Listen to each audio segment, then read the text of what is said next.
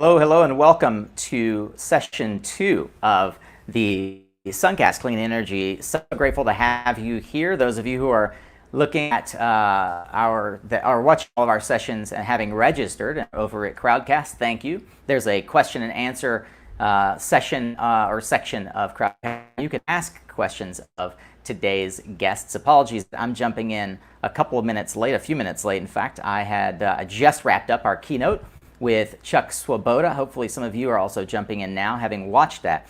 If you're unfamiliar with what you're seeing right now and you're watching us on LinkedIn or you're watching us on one of the other streaming platforms, Facebook, YouTube, Periscope, let me just give you an overview. We are Suncast Media, and we're putting on a summit, and it's called the Suncast Clean Energy Summit.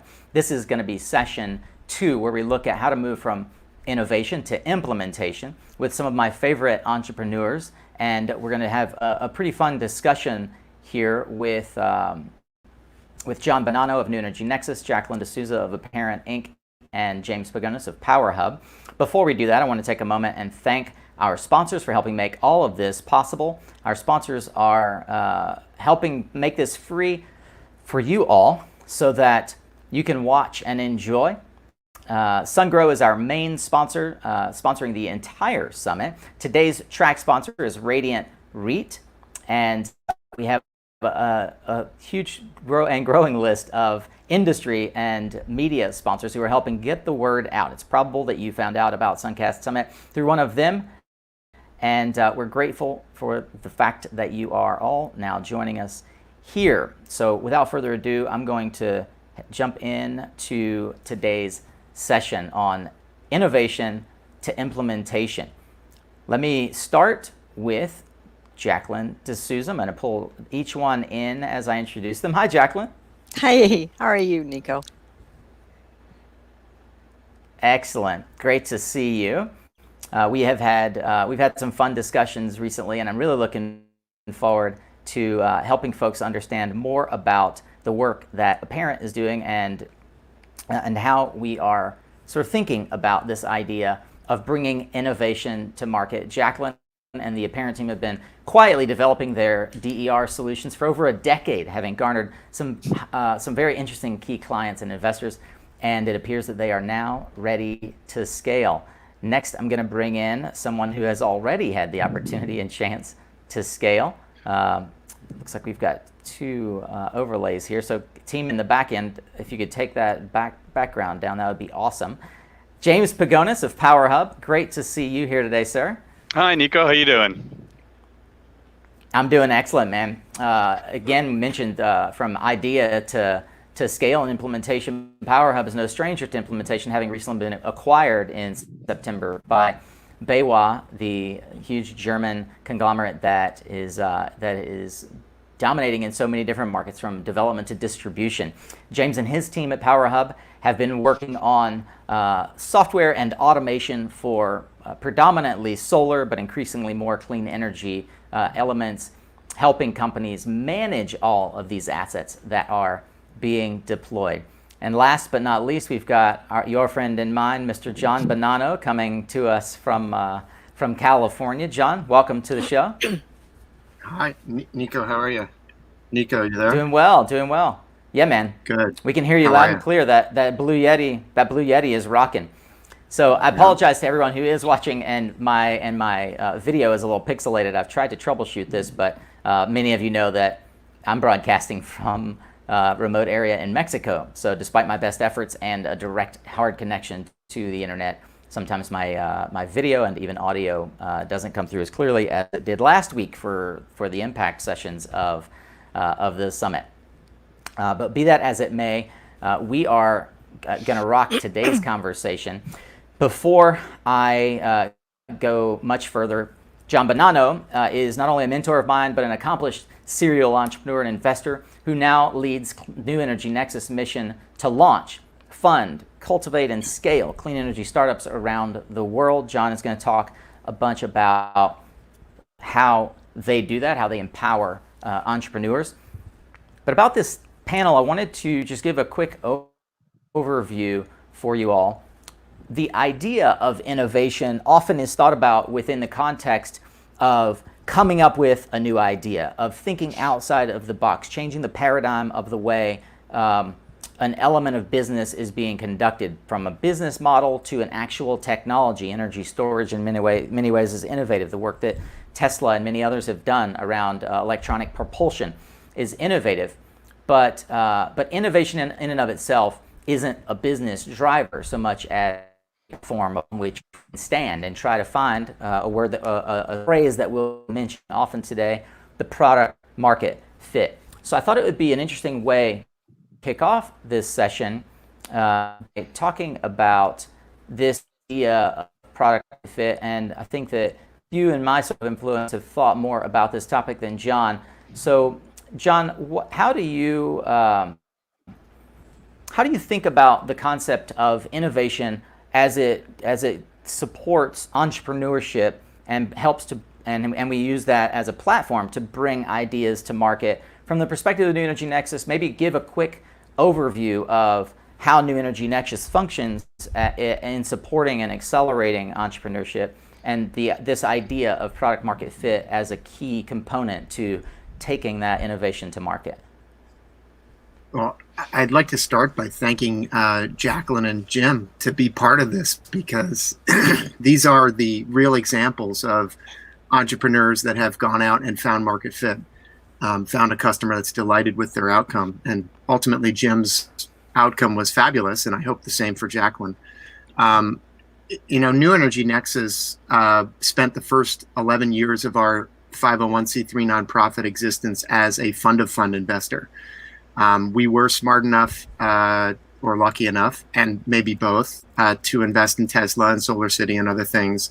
But ultimately, we came to about 2015, and the money was all gone as a fund-of-fund investor, and we needed to revamp ourselves. And we decided that the entrepreneur is the central change agent we seek to solve our climate crisis, and that there was an enormous gap at the beginning of the innovation cycle, where the lack of capital and support mechanisms for companies seeking product market fit was pretty enormous, and we had to fill that. And so we've created programs in an ascending methodology where we're supporting right from the spark moment, where someone says, oh, this is interesting, to the moment where they're exiting. And in fact, some of our portfolio companies have been purchased, which is obviously a good outcome, because we hope that those larger acquirers are like Jim's solution. We hope that BayWa is expanding and deepening the impact of their innovative software platform. But it always comes back to us to launch, fund, accelerate, and scale.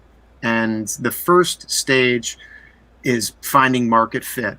And we call it, in our open office sessions, which is a one-on-one coaching program that we have for not only our funded entrepreneurs, but all clean economy entrepreneurs can sign up for an open office session. We work a lot on finding market fit, because once the entrepreneur can find market fit, there is a market pull for their product or service. There's plenty of private equity that wants to look at that deal. But prior to that, as I'm sure Jacqueline and Jim can attest to, and my own personal experience as an entrepreneur and as a funder of companies, I can attest to, without market fit, there are very few support mechanisms, financial or otherwise. So I think finding market fit is really key, and it has some very succinct components, which I think we'll discuss over this period during this conversation. But I don't want to suck too much wind out of the room. I want to hear Jacqueline and Jim. Yeah, indeed. So I guess I'll toss it over to Jacqueline. Similar question, Jacqueline, if you would take a minute or two and let us give us an overview of the work that Apparent is up to. I think that for most, for many, if not most, of the audience, they may not be familiar with Apparent, despite the fact that it's a nearly 10-year-old company, actually been around in some iteration or other for more than 10 years. One of the things that intrigues me about Apparent is that it it's it's not unlike many of the startups in our ecosystem where you have a core idea, and over a decade of time, that idea molds and transforms. So, along with introducing what work and Parent is bringing to market, perhaps you could help us understand how the process that Parent went through to actually decide on the right market to serve. That's a that's a great point, Nico and John. In my mind, the core for a product market fit is the heart of innovation. So finding that product, finding that core product that can expand over time and allow you to continue to innovate in a market is critical for a product market fit. And that's what a Parent did. So we developed a revolutionary way of managing energy digitally. So we've developed an enterprise software and that's hosted on connected hardware and mimics a spinning generator. So it mimics a spinning generator using clean energy, and it can be deployed at all aspects or all points of the energy market, whether it's behind the meter for DERs, which is our focus, or in front of the meter for voltage management, voltage support. So what we did is we developed this core product, which is the ability to produce all components of energy dynamically and be able to track that energy. What I mean by that is dispatch and control, being able to match the energy that's needed with the energy that's available and being produced from clean energy sources. That core product has been deployed and innovated over the last decade to the point where we now have an application for storage, an application for an energy meter, an application for data management. That's what really ties product market fit to innovation and how we've deployed it over that 10-year period. John and Jim yesterday were talking about the ability to actually move innovation forward so that product market fit is not stagnant. That's exactly what is at the core of innovation. And I think that's what a Parent has accomplished over the last decade, in addition to producing a pretty disruptive technology. Yeah, I appreciate that that overview and introduction. A lot of the work that you guys are doing is indeed in the back end. It's sort of away from the public view, but it interfaces in major ways for the ways that companies use and manage energy. And it's really exciting to think about how to find those customers. We'll come back to in a minute your approach to sales and marketing, which itself is innovative to say the least. But before we do that, I want to give some time to James at PowerHub. We mentioned in the intro that PowerHub has in fact been able to find that product market fit and find their customers, and that's illustrated by the fact that a large company like BayWa would invest in and acquire the technology, the team, the platform.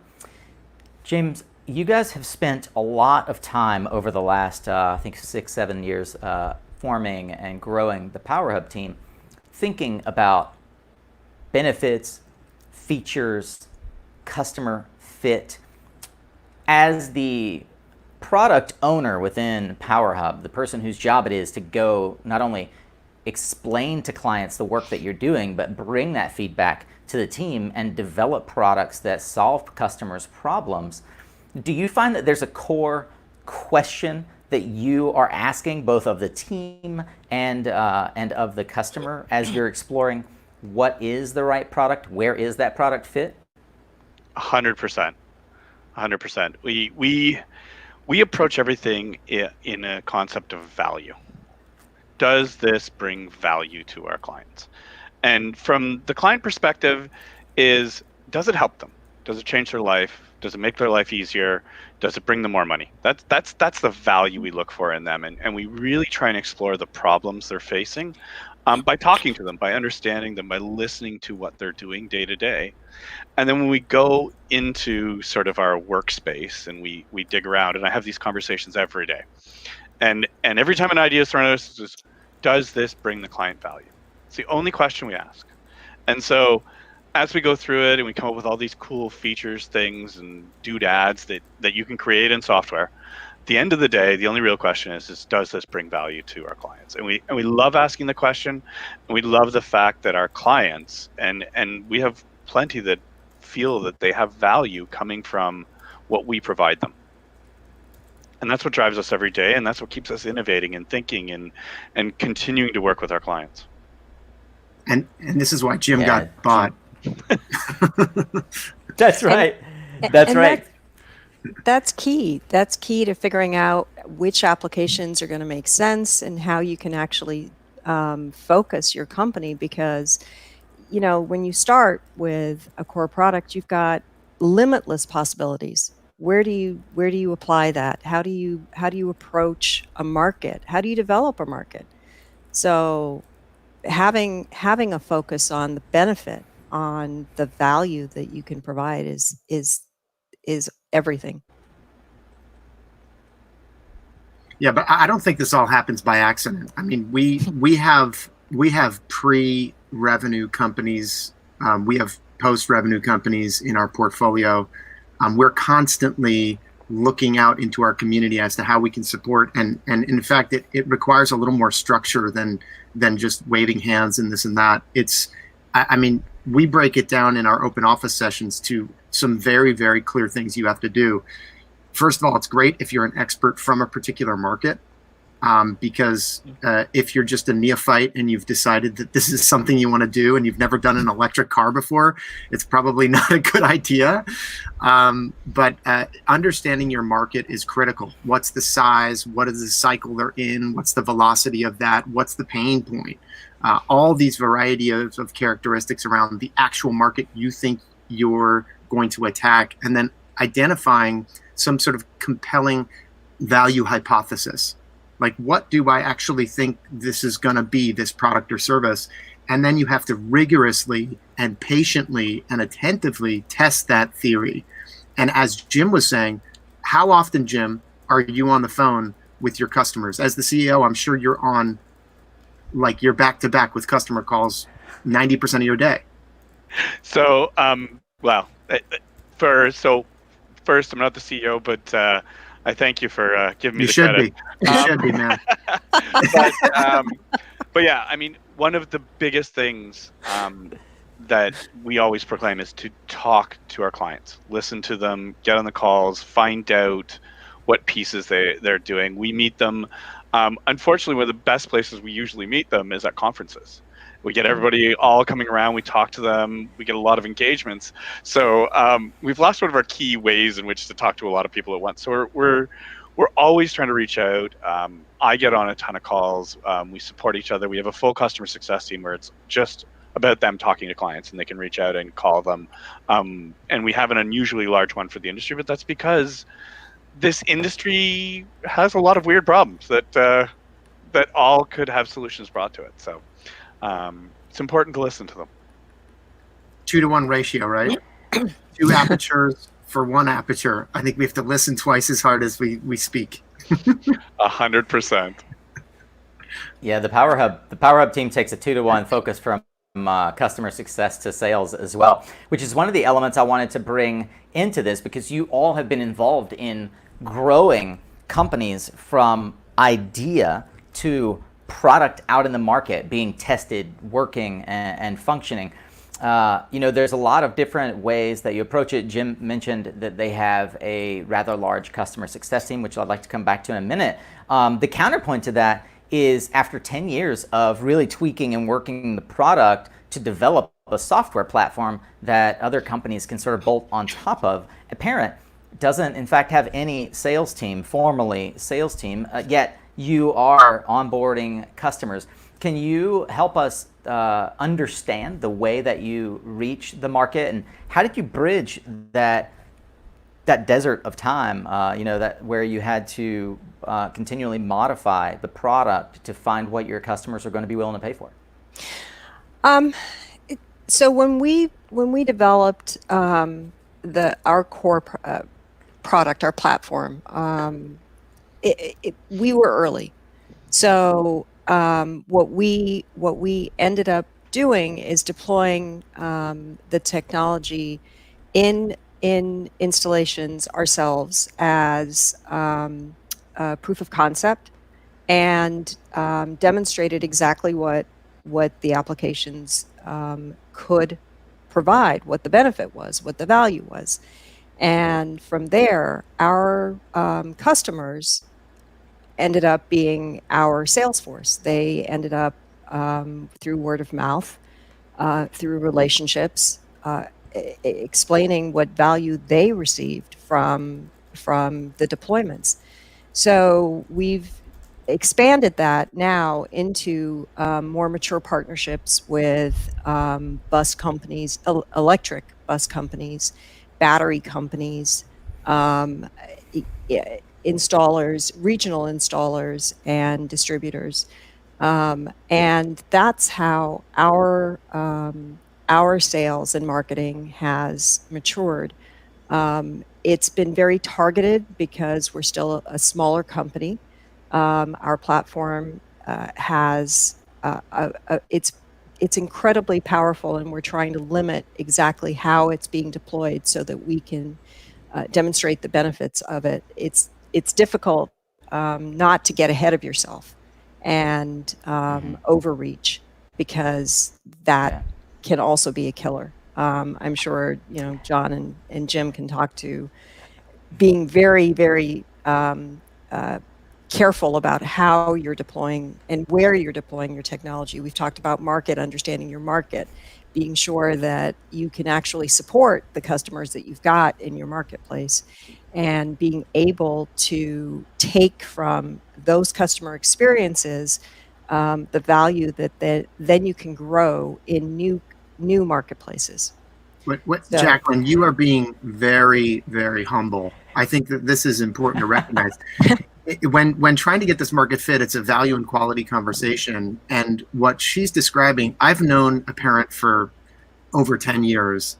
And what I saw, God, it's probably 8 years ago, was if a solar array could act like a spinning reserve and deliver voltage control and deliver VAR and deliver reactive power, the value of the solar property goes up by like 30+%. The value. So you're being very shy here, but what is now being achieved in real time, and I think the open market of the Cal ISO, and demonstrating for anywhere in the world that has an open priced market for real reactive voltage control, etc., what is being demonstrated is an extraordinary value and quality proposition. And so it's like a non-trivial thing that has been discovered and is now being implemented, which is very exciting, because that's the value and quality benefits that their customers recognize immediately, that is pulling them into the market. And that's where you've got a market fit, is you're being pulled and not pushing. Well, thank you. We've got an amazing team of engineers and operations people. The most important people that have been driving this. And it is a disruptive technology. It's a technology that allows clean energy to fully integrate into the utility market space in a way that hasn't happened before, and with the ability to provide data to the utilities about exactly what is happening behind the meter, which has never been available to the utilities in the past. But this is on a clean energy platform, and this ties to, what Jim's company has been doing and what Jim has been driving in terms of data analytics and being able to support the integration of clean energy with the market space. So I think that it's we're an important cog, we're an important move forward, and we're definitely at a point where we're expanding our markets because we've now demonstrated the technology and the application, and we're ready to scale. I want to take a moment and thank the folks that are in the room, not in the room, but who are nonetheless making all of this worth our time and effort. Those of you who are viewing, both the registered viewers that are joining us in Crowdcast, as well as those who are joining us impromptu on various platforms, including LinkedIn Live. If you're watching this and wondering what's going on, we're talking with some of my most esteemed entrepreneurs, Jacqueline D'Souza of Apparent Inc., John Bonanno, New Energy Nexus, and James Pagonis of PowerHub, about the topic of how to bring a product from idea in innovation to implementation, how in fact to get it into the marketplace. We talk and get a lot of lip service to the idea of innovation, but as we mentioned at the very beginning of this session, finding that product market fit is that aha moment. It is that moment of scale where a company can finally take all of the time, effort, and money, in fact, that they've raised and really plow it forward towards the common goal of seeing this product come into the market. I want to say that if you are watching this in real time, rather than replay, then we're grateful for you watching, and I'd like to encourage you to use the comments section, either to the bottom or over to the side, to ask questions of our esteemed panelists. We will be in a few minutes into a Q&A portion to invite you to have your voice. So please put in the comments your questions that you might have, thought-provoking idea that you'd like to hear their opinion on. I will transition back to the panel here with a quick about market readiness. Jim at PowerHub and I have talked a lot about the numerous ideas as you're growing that you come up with as a team and you start to implement into your platform, if it's software, or into your sales model, if it's hardware or services, but you're not always sure if it is exactly what the customer is looking for. So to the panelists, and maybe I'll start off with you, Jim, how do you know if the market is ready for what you're building? You don't. To be honest with you, you don't, and that's part of the art of the craft, right? And so having a fair amount of experience actually in the market before we started this, some of the things I knew were really important to the market were ready to go. Other things, and you hear about them all the time, and we talked a little bit about this offline, is there's some things like people throw in, oh, I want to get Bitcoin into my software. I want to utilize these tools, and sometimes these ideas just go thrown around because they're the coolest new thing on the block, and everybody wants to hear it and jumps into it. But really, the market's not ready for it yet. They don't have their data in there. They're really not set up to capture or utilize that technology. But it's not wrong to investigate it. But the key is to keep it going and try and make sure that you're bringing something that the market's ready for at the time. I mean, there's countless stories throughout history of products that have shown up before the market is ready for and just flopped. And this happens all the time. And we've brought pieces and components to the market that just didn't go anywhere. And it's funny, I can think of a few that we did several years ago that are now suddenly getting traction. And it just happens as they grow and as they come into the place that sometimes things become more interesting after some of the other pieces fit in. But the only way you can really find out is to roll something out, test it with the clients, test it with the market. That's why we love sort of talking to our clients and also doing a very agile way in which we do this. I go out and show people, here's a sneak peek about something we're doing. Let's talk about this. What do you think? How is this interesting to you? And get more feedback. Right, so that by the time I hit the market with something, I have something that's a little more crafted that people have seen and people have told me they value. That the more I do that, the better off we are.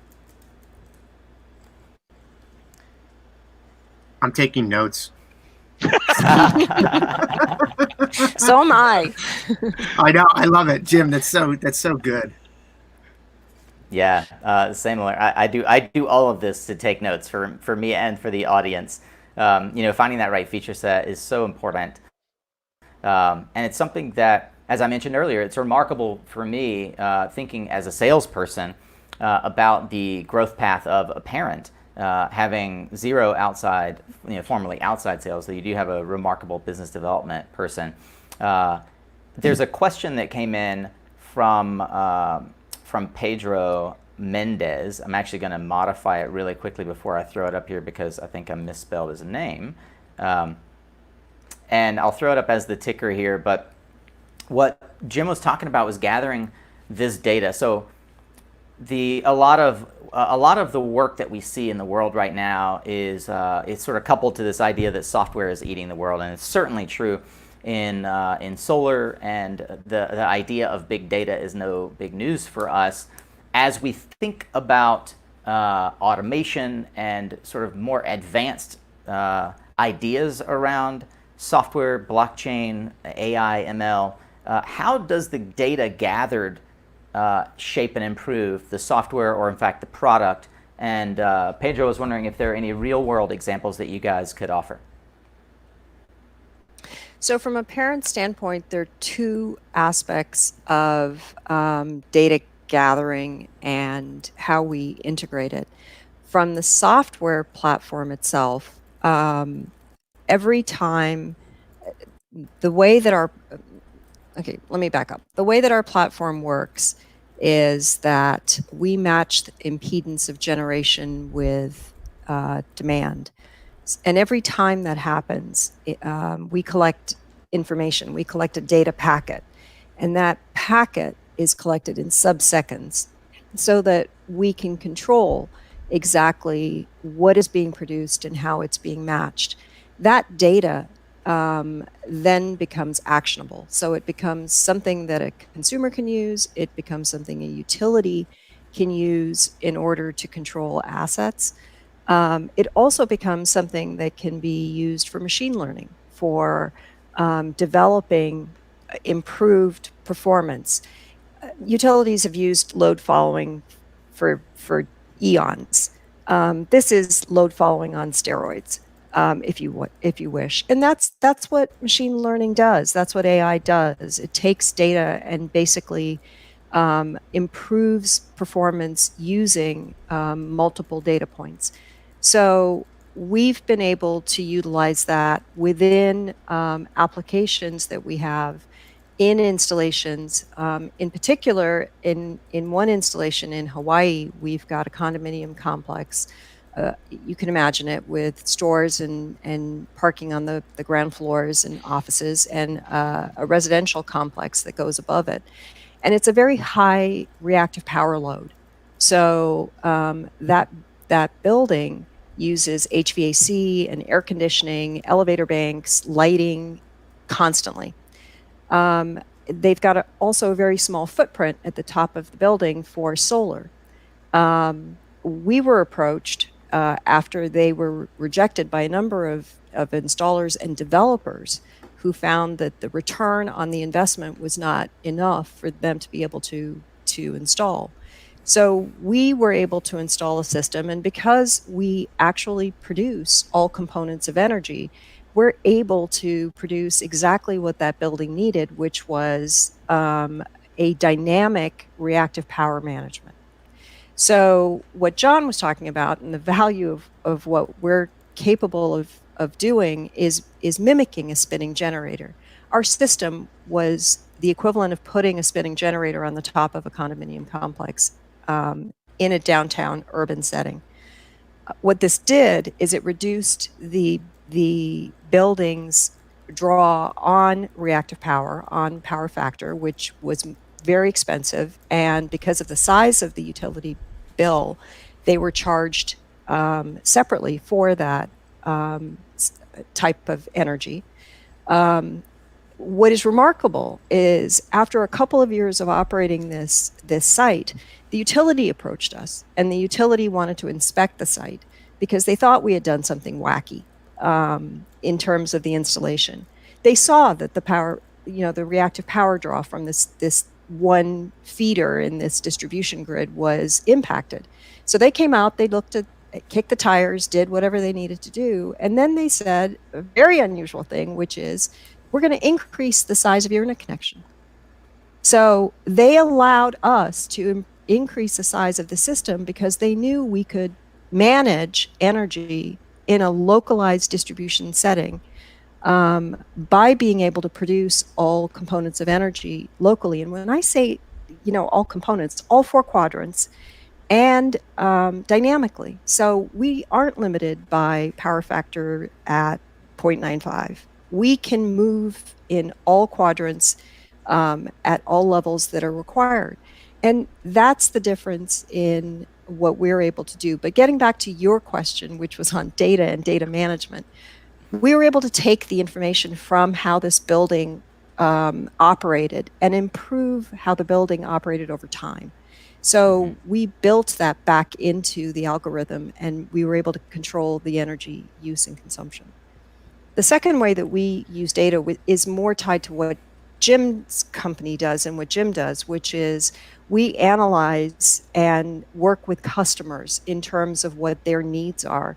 And we can tailor exactly what our applications are, more attuned to what our customers' needs and demands are. So that's a couple of ways of how we are incorporating data collection and machine learning in our platform. One of the things that I'm fascinated by, and I get a lot of feedback from listeners of the Suncast podcast who ask questions around the sort of entrepreneurial valley of death, right? Like, how do you overcome this, the inertia of what you initially believe is a good idea? You don't know, as Seth Godin says, when to stop digging. As I look at apparent as a business model, it's not apparent to me that the initial idea was a good idea, yet you guys were able to assemble a team and self-fund the journey because you had a vision towards how you wanted to solve a customer's problem, right? So I have that question initially, which is, was apparent too early? Were you trying to do things that not only was the market not ready for, but technology wasn't ready for, not unlike what Elon and Tesla did with electric cars? But at the core of that is really, how does an entrepreneur who has this idea around innovation and how they want to change a paradigm, how do you know when it's time to stop digging? I know that John has had a lot of experience with inside of New Nexus, as well as companies that he personally involved in, around really grappling with this fit and knowing whether or not your idea has a future. In fact, John, you mentioned in another session that we had that there is the momentous point in the journey where you discover that product market fit. Let's assume, as a sort of a final thought piece here, that someone in the audience is really grappling with the idea, I've raised $1 million, I've convinced a bunch of people that I've got a smart idea, but they don't know yet if they've found the right product or market, and they really are stuck in what is now an economic recession instead of a world-changing bull market. How do you know if it's time to pivot, change directions, etc.? I welcome anyone on the panel to answer that question. Well, I think that the evidence is clear. Companies, startups fail because of 3 primary reasons. They don't get to market fit, they run out of cash because they're probably pursuing the wrong market fit, or the team isn't right. So for those reasons, 70%-ish startups fail. So I think there is no dishonor in returning capital to investors. If you have tried, and it just doesn't go. I don't know that many companies are in that situation today just because of the frozen state of private equity. I don't think we've overfinanced companies in the last 12 months to a point of being irrational. I think pricing was getting a little irrational, but certainly not over financing. So yeah, I think you come to a point where you're turning. My personal experience, we ended up selling in Power Micro to your key host sponsor here today, SunGrow, in the fall of 2017. And it's because we had pivoted, and ultimately we couldn't get to market fit because, quite honestly, the market wasn't big enough.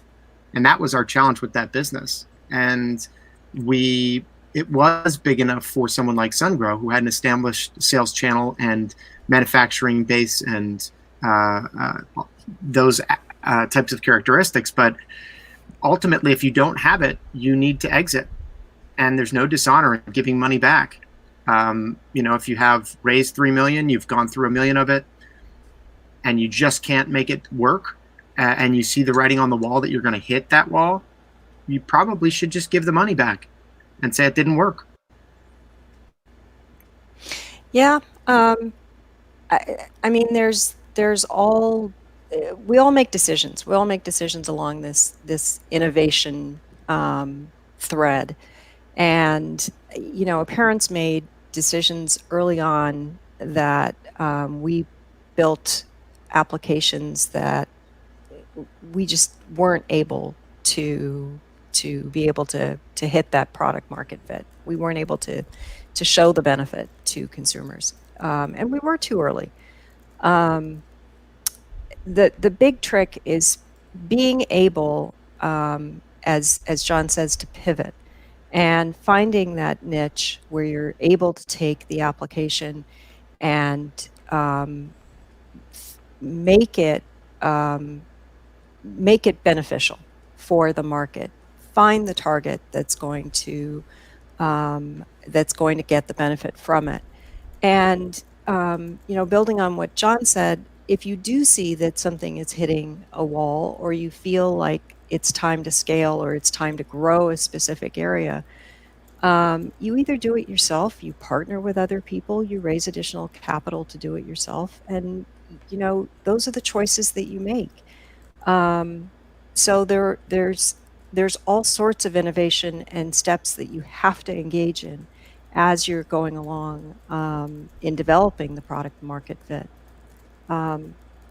It's what we all have to do.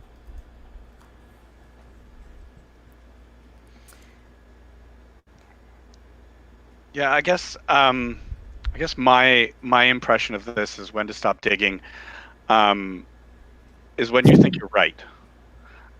Sometimes people just dive in, and part of the problem is you fall in love with your idea. And what you really need to do is test that idea. Because, and there's a meme going around for a long time, and it's that people don't care about your product.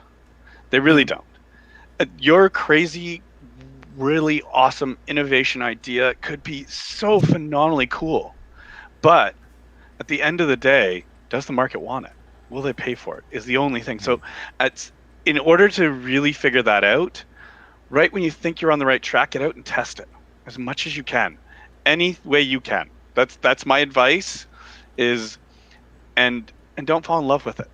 It's a great idea. It's brilliant. I'm glad you had the brilliant idea, but be willing to take that market feedback that you're going the wrong direction, 100%. Yeah. Because otherwise, you just end up in the wrong place, and everybody's upset. And and really, you want to be successful. Yeah.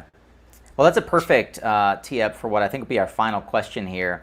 Abid Saifi asked, when you're starting out, to your point, Jim, and you got a limited budget, as we all do, have capital constraints, how are you getting in front of those customers to get feedback on a product that may not even exist yet? I think that PowerHub has done a phenomenal job on this, obviously. Would love to hear from you, Jim, and then maybe if Jacqueline or John have other thoughts on this. How, with limited time and budget constraints, do you get that initial feedback to know if you're going in the right direction? However you can. I still remember when we built the beta for PowerHub, and I think we talked about this on our podcast a long, long time ago, Nico.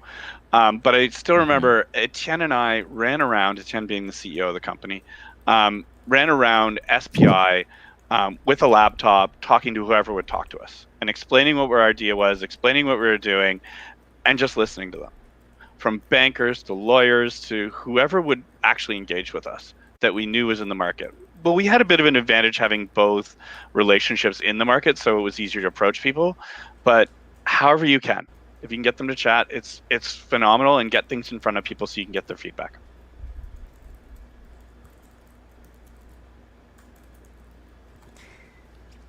Yeah, Well, 100% agree with Jim. Let me just respond just quickly. Jim is so right, and I also think that going back to the original, convening is more difficult now, and having the very easy opportunity to just pop from booth to booth or from cocktail party to cocktail party. I'm sure that Jim and Tian were like, they brought their laptop to those cocktail parties because they wanted to show someone a demo on the bar, but this is how the tenacious startup gets in front of potential customers. It's like any way possible. Of course, being respectful of your counterparty. You don't want to be, sort of too overzealous, because it can be a big put off, but any way you can. And it's unfortunate we're in this moment where physical distances are required because of the pandemic, but that's a big challenge for aspiring startups. But I also think that there might be another side of this coin, which is that it's lower cost and easier to access people now because everyone's stuck at home. And so if you're just asking for 15 minutes of time, well, sure, you could just pop in and have a quick chat and do a fast demo, or, show them a piece of gadget, whatever it is, and maybe you'll entice them, and you didn't have to fly, you didn't have to get in a taxi, you didn't have to take the hotel room, you didn't have to do this or that. And also, remember, your counterparty is also stuck in their house. So they're probably looking to not do homeschool for that 15 minutes and to go out and sort of have a engaging conversation and take a chance. So yeah. Despite the fact that we don't have physical gatherings like conferences, which is the traditional method, that by no means indicates that we don't have the possibilities to make this happen. So that clever folks will figure it out, like these platforms, StreamYard, casting, Zooming, whatever. You just got to be tenacious. Well, you all have been not only intrepid and tenacious, but inspiring. As both of you mentioned, certainly John and James have had past episodes on Suncast. Jacqueline, you and I have a recording coming up very soon.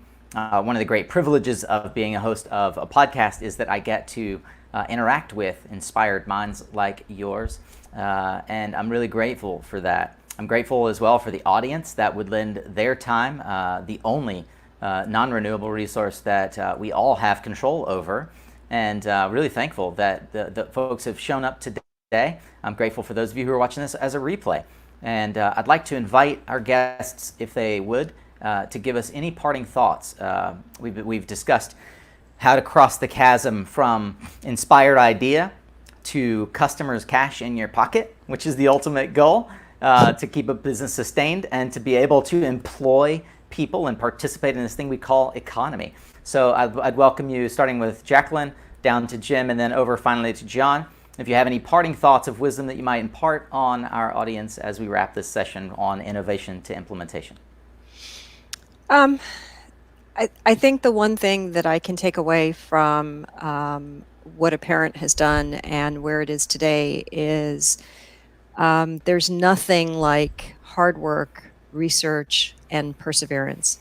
Being intrepid has its rewards. I found that people are very generous with time and are more willing to help if you have done your work and your research and you have something to offer, and the only way you know that is by doing your work. So that's the advice that I would give. Never give up on a good idea. There's a place for it, but you need to put in the time. Yeah, I 100% agree with everything she just said. The only thing I'd add to it is get out and try. Just Yep. do it. So many people have an idea sitting back there that they're just like, well, I'll wait till this happens. I'll wait till I know all this. I'll wait till I do this. It's too late. Just get out and try. So many people learn the things they need to along the way. Get out and try. These pearls of wisdom are invaluable, and people should listen to them. Jacqueline and Jim are true professionals. So what a pleasure to be part of this panel. I would say use free resources. New Energy Nexus is a nonprofit organization, and we offer open office sessions, which are one-on-one coaching situations for any clean economy entrepreneur. We encourage women, people of color, people from regions that are not traditional to private equity or clean economy to engage with us to get a session, and also join our Slack channel, because it is a growing community where people can just go and get inspired by other entrepreneurs. They can learn a technique, they can learn a tactic, they can maybe find human capital. They could find their next CFO or their next lead salesperson in our Slack community. But use free resources. It's part of being tenacious. I hear Jim and Jacqueline talking about don't give up and be tenacious and all this stuff. It's like, well, they should use every free tool out there possible. And that includes grants, prize money, awards, government organizations, etc. Just get out and be scrappy, but use all the free tools you can. And New Energy Nexus has some free tools, and they're open for you to use. So please feel free to do it. And thank you, Nico. Champ. Yeah. Speaking of free resources, Suncast podcast is a free resource for you all to go and learn more about what's happening in clean energy, as well, how you can add to your toolkit as an innovator, as an entrepreneur, as an inspired thinker. I'm honored to have been able to be on screen to share time and ideas with the three entrepreneurs before you. And I just wanted to take one last moment to thank them, as well as I go into solo layout here, and thank you all for joining us. So grateful for the esteemed panelists that we brought in today. Also grateful for these sponsors, as we mentioned before: SunGrow, Radiant REIT, Power Hub, Extensible Energy, Energetic Insurance, Solar Support, Depcom, Blue Planet, and more. We are really thankful for our media sponsors who've helped get the word out to you. Thank you for checking us out. This second session of the Suncast Clean Energy Summit, brought to you by these fine sponsors and Suncast Media, the company that I run, helping you add resources and skills to your toolkit so that you can become a more accessible and inspired professional in the clean energy business. John mentioned that they have a Slack group. We will certainly share that out. It's a great way for you to engage with the community. Another way to engage with the community is a Facebook group that we created called the Clean Energy Guild. So if you haven't joined that, it is Facebook groups, all one word, Clean Energy Guild. I thought we had a label here to put up as a ticker to share that, but nonetheless, if you just search Facebook for Clean Energy Guild, you can join us there. We'll be doing a giveaway of 1 year to our exclusive paid tribe membership for folks who join all of our sessions today, or who join as a registered attendee to the Clean Energy Summit. And that will not only give you access to that private Facebook group, but also to all the exclusive content, Ask Me Anything sessions, and many other events and ways that we engage with our audience in what we call the Suncast Guild. So join the Facebook group, and also I'd encourage you to join us in our ongoing sessions. Today we have 4 more sessions. We have a product showcase ongoing right now. If you missed that from Solar Support, I encourage you to go jump over and check that out as a replay. And we'll be talking later with some entrepreneurs who are going to inform us on how to think about working through this economic recession, as well as how to think about energy storage and work that NREL is doing to support innovators and to support innovation in our economy. We also have a session with Energetic Insurance talking all about how they are making tax equity products more accessible to small to medium enterprise and commercial solar clients. This is a lot of fun. We got a lot going on. If you can join us for the rest of the day, we'd be so honored. Next Wednesday, we'll also be doing the Clean Energy Summit focused on Latin America. So be sure not to miss that. For now, I'm going to jump off here and head over to check out that solar support session on how to get back into clear if you've got a project that's been affected by Mother Nature as we come into the hurricane season here. Thanks to everyone else who joined us today on Facebook, LinkedIn, YouTube, Periscope, etc. And thanks to our guests, John Bonanno of New Energy Nexus, James Paganis of Power Hub, and Jacqueline D'Souza of Apparent Inc. We'll be sharing in our email how to reach out to them and how to join their respective networks. Thanks again, and we'll see you